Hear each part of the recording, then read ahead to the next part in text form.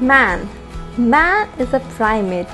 Yes, we belong to the animal kingdom primates की, और ये बहुत ही important aspect है.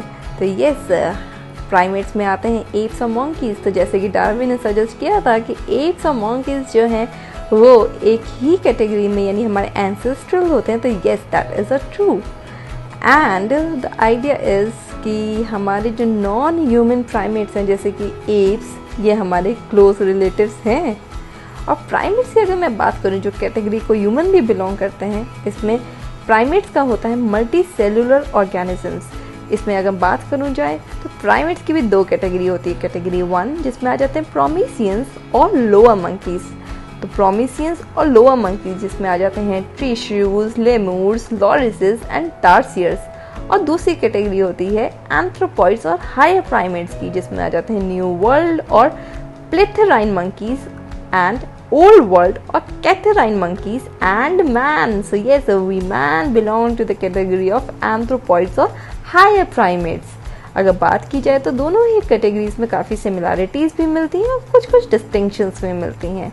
ह्यूमंस जो हैं वो ग्रेटली रिलेटेड होते हैं ग्रेट एप्स की by anatomical, molecular and behavioural evidences.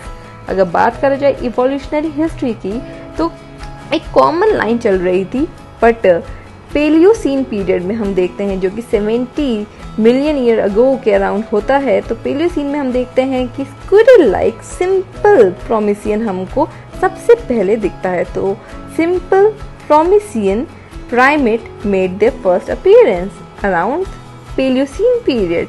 फिर इसके बाद अडैप्टिव रेडिएशन होती है और कुछ चेंजेस हमें दिखते हैं और फिर इमर्जेंस होता है न्यू वर्ल्ड मंकी का या फिर एंथ्रोपॉइड एप्स का भी. तो ये दोनों ही सीन में हमें आते हुए दिखते हैं.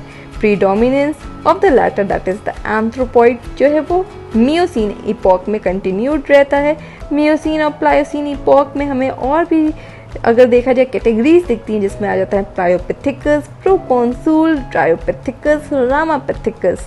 और ये सब के बारे में हम लोग काफ़ी डिटेल में पढ़ेंगे और हम लोग बात करेंगे कि कैसे इन लोगों के behaviour, sexual orientation, reproduction, parental care, इन सब एस्पेक्ट्स पे ये लोग कैसे डिफर करते हैं और क्या क्या सिमिलैरिटीज़ हैं.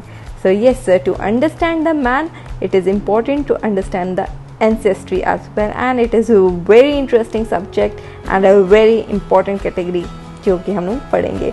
So please like, share and subscribe for such updates.